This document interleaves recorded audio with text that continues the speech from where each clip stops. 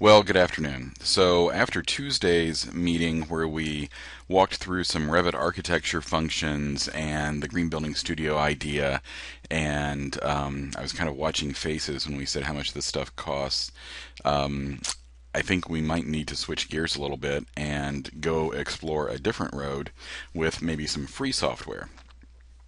So I'm going to go through an exercise here that is in Google SketchUp.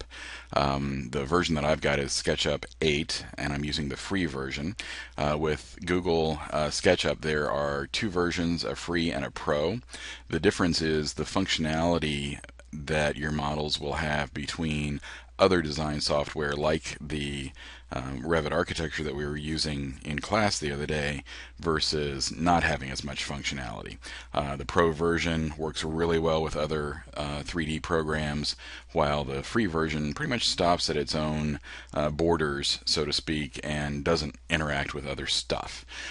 So, that said, I'm going to use the free version, which is the version that's on the lab computers there at Sinclair.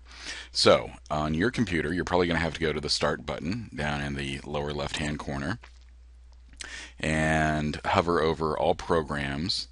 And someplace in there will be Google SketchUp, either 7 or 8. It doesn't really matter. The buttons are all the same and they work the same. So I'm going to click on that folder to open it and click on Google SketchUp to start it.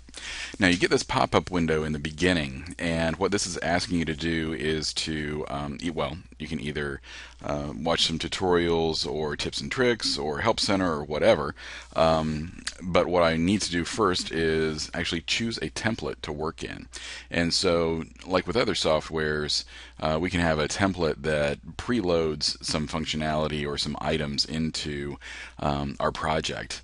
Revit does that all the time, and SketchUp is kind of the same way. So I'm going to click on this Choose Template button, and there are quite a few of them in here, and I'm going to actually use the default template, which is this top one. It's the simple template, feet and inches, and that's basically the same as what used to exist as just SketchUp.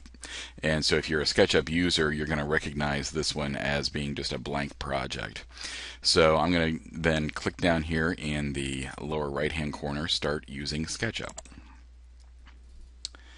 And on yours, you may have had it pop up with a window on the right-hand side that is kind of advertising its tutorials.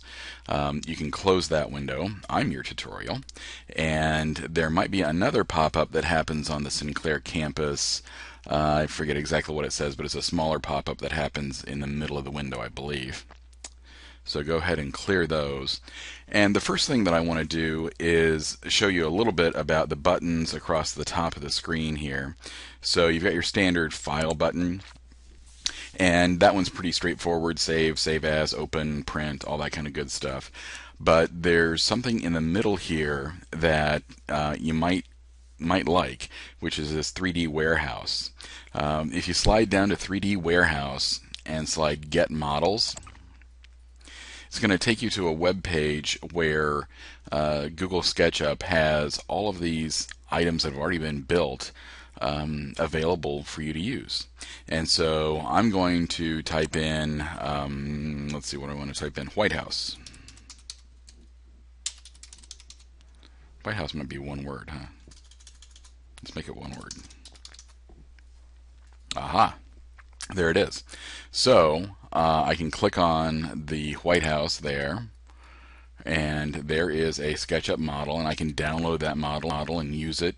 I can do maybe a history presentation where we walk around the White House grounds and have various items on display, that kind of stuff.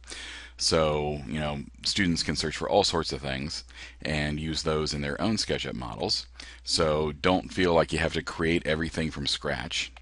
I'm going to go ahead and close this 3D Warehouse. I don't need anything out of that right now. The other thing that I want to do, the edit buttons are here, and I'll show you how those work when we're actually working with a model.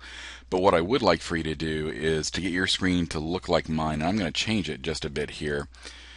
Slide down, click on View, and then slide down to the first option there, which is Toolbars, and then slide over to that that flyout menu, and we're going to check two of these. One is the large tool set, and so now I've got all these tools along the left hand side of my screen. I'm going to go back to View, click on View again, slide down to Toolbars, slide over, and uncheck Getting Started, and that's going to get rid of that little toolbar across the top. And then one more time, back to View, click the View button, slide down to Toolbars, slide over, and this time we're going to check Views. So what that's done is given me a bunch of tools along the left-hand side of my screen.